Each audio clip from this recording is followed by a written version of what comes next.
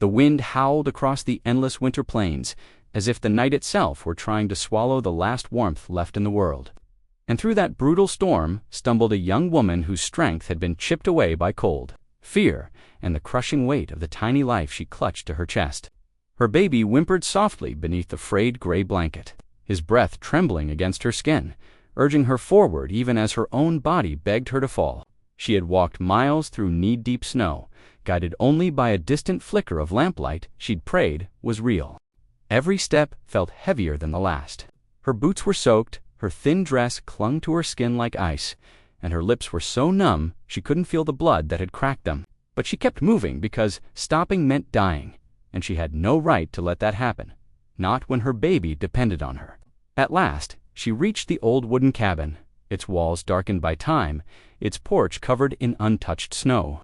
With the last shreds of strength left in her trembling hand, she knocked once, twice, then her knees buckled, and she slid down against the door, holding her child tighter as she whispered, "Please, someone help us." The door slowly creaked open, warm lamplight spilling over her like the first breath of heaven, and towering in the doorway stood a broad-shouldered rancher with midnight dark hair, a fur pelt draped across his back, and eyes that held both caution and something surprisingly gentle. Snowflakes clung to his bare chest, but he didn't seem to feel the cold. He simply observed her with a silent intensity, as though weighing the truth in her broken voice. The woman tried to speak again, but the words tangled in her throat. Her vision blurred, her breath faltered, and she could barely lift her face. She didn't know this man. She didn't know if he was kind or cruel, but instinct told her this was her one chance. "My baby," she managed to whisper. The rancher's expression didn't change, but something shifted in his eyes on old memory. A wound, or perhaps a burden he thought he'd buried long ago. Then he said only two words, low and steady, but powerful enough to anchor her back from the edge of oblivion. "Get in," without hesitation. He lifted her effortlessly into his arms, careful not to jostle the infant pressed against her chest. His skin radiated warmth, the kind that promised life rather than danger. And as she felt herself carried inside, she dared to believe fate had not abandoned her after all. The rancher shut the door against the storm and laid her by the fire, his movements quiet but filled with purpose. He stoked the flames higher, draped blankets over her trembling form, and brought warm water without asking a single question. The baby began to cry a faint, desperate sound and, the man paused, his jaw tightening for reasons she couldn't understand. He reached down with surprising tenderness and checked the infant's tiny fingers, ensuring they still curled with life. She watched him through half-closed eyes, the warmth thawing her enough to register wonder. Why was he alone? Why did he live so far from town? Why did the sight of her baby affect him so deeply? The rancher finally spoke again, his voice quiet but firm. "You're safe now." She wanted to believe him. She needed to believe him. As her child quieted in her arms and the fire wrapped her in fragile comfort, exhaustion claimed her completely. The last thing she saw before slipping into unconsciousness was the silent rancher sitting beside her, staring into the flames with a look that suggested he had been waiting for something, for someone, or perhaps for a reason, to let his own ghosts rest. And now, without expecting it, that reason lay sleeping in her arms. Asterisk, when she awoke, the storm had calmed, but the world inside the cabin felt strangely still, as if suspended between past and future.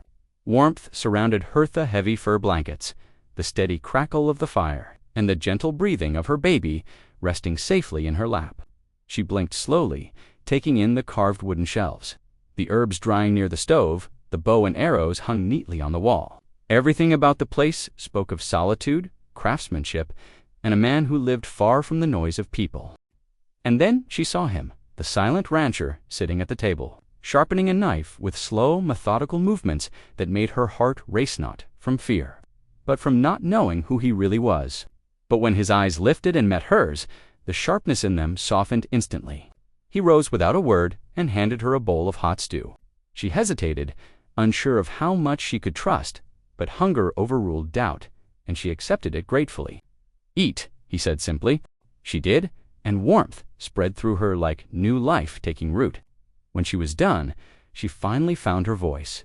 She told him her Namalarand how she had fled from a man who claimed he owned her after her husband died, a man who wanted her child because of a debt she never agreed to. She spoke of the threats, the running, the nights she'd slept in barns and abandoned sheds, praying her baby wouldn't freeze. She expected judgment, or pity, or anger.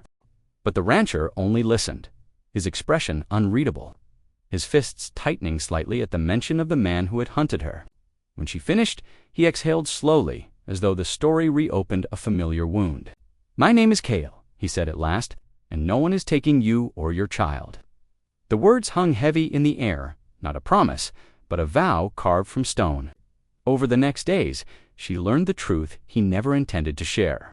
Cale had once had a family, a wife, a child not much older than her own baby, who were taken by sickness one brutal winter. He had come out here to live in silence, building walls around his heart thicker than the logs of his cabin. But the night she knocked on his door had shattered that silence. Her baby's cry had reopened a place inside him he thought had died. Gradually, their lives began to intertwine. He taught her how to chop wood and keep the fire alive. She taught him how to soothe the baby and how to laugh again softly, gently, like someone relearning an old language. Every day they found reasons to be near each other, fixing broken roof boards, preparing food, sharing stories by the fire. The snow outside remained harsh, but inside the cabin, warmth grew like a secret spring thawing the frozen ground of their hearts. Then came the morning when danger returned. Tracks in the snow. Voices in the distance. The man who had chased her was close, too close. Ilara panicked, clutching her baby, but Cale stood tall, his bow in hand, his face calm as winter stone.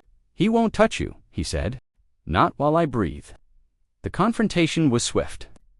The man barged into the clearing, shouting threats, demanding the woman and child be returned to him. But Cale stood firm, his voice steady, powerful, unwavering. "You'll leave," he said, "or you won't walk away." Something in Cale's stance, the unbroken strength in his eyes, made the man falter. Cowards always fear the ones who stand without fear.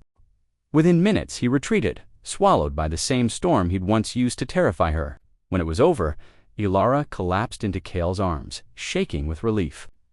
Cale held her, not as a protector, but as someone who understood loss, survival, and the fragile possibility of beginning again. And as the baby laughed softly between them, Cale whispered words he never thought he'd speak again. "You belong here. Both of you." In that moment, something shifted forever. Not just safety, but home.